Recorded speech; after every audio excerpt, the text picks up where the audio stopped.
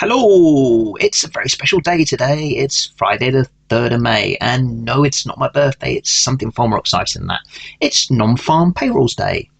This is the day that happens first Friday of every month.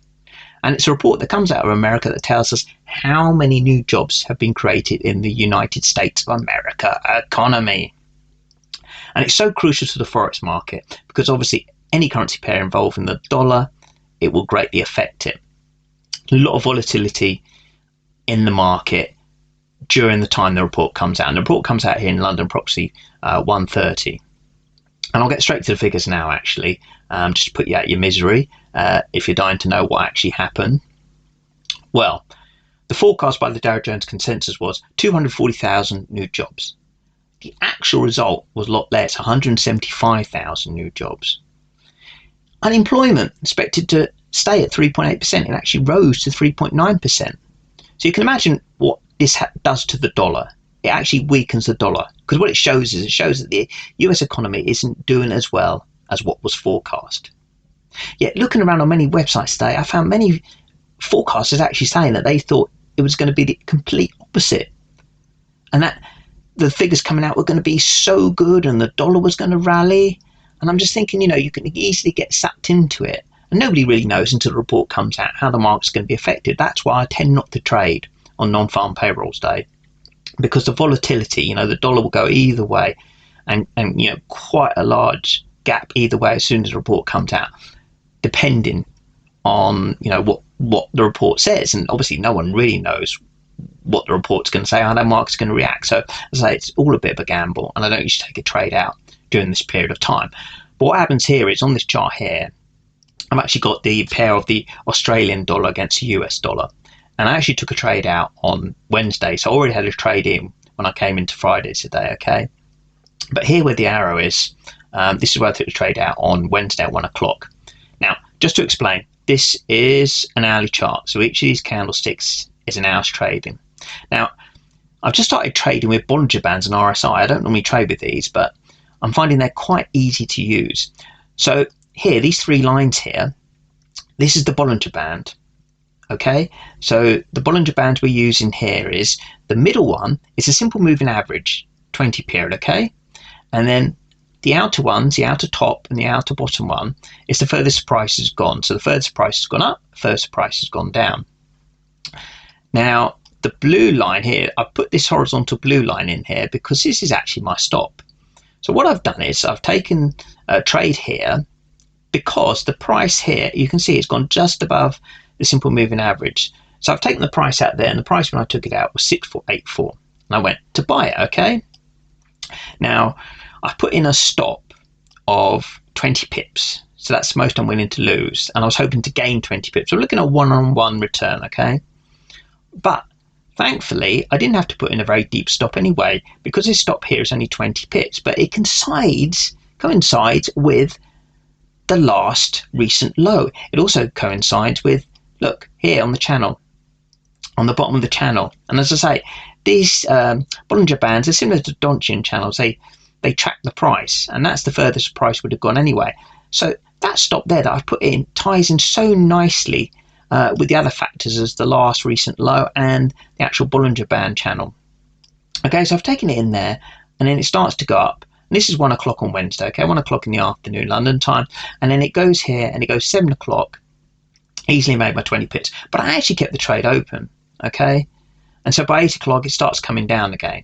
But this coincides with the RSI. So this chart here is the RSI. And when it goes above this top line here, above 70, it means it's overbought. When it goes down below, it's oversold. So you can see it's gone up there, it's overbought. So it's come down, but the next hour it starts going up again at 9 o'clock. And as you see, it's hit the outer channel there, so it's liable to come back down again, and it comes back into the channel, okay, but it's still above the 21. Okay, here, okay.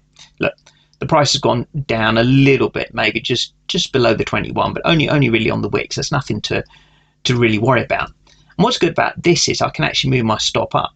So this stop was actually moved up as I went along. So I moved up to break even, and then I can use the last lows, and I can also use this channel here to put where my stop is, because I know theoretically the price should be staying within the channel. So as you can see here, I can move the stop up to here, and I'm just below the channel.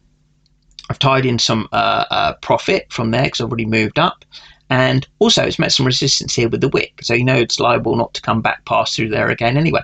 And of course it doesn't. It rises way above the 20 moving average. It's the outer band, so you know it's going to retrace back a bit into the channel, which it does. Okay, and this ties in with the RSI. See, it's just scooping along there, but it stays all on the 21. So we've gone into Thursday. Now we're coming into Friday, non-farm payrolls day. And yes, can you guess when the report came out? Yes, I think we can all guess. Look, this candlestick here. Okay, this was approximately 1:30 London time. Okay, when the report came out, and it went 55 pips. And of course, it went up, didn't it?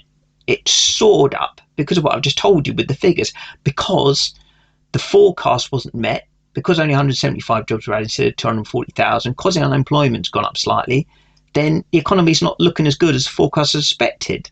So the dollar's weakened, and the Australian dollar has actually roared up against it. Okay, it's coming back down slightly again now. The Australian dollar's come back down slightly.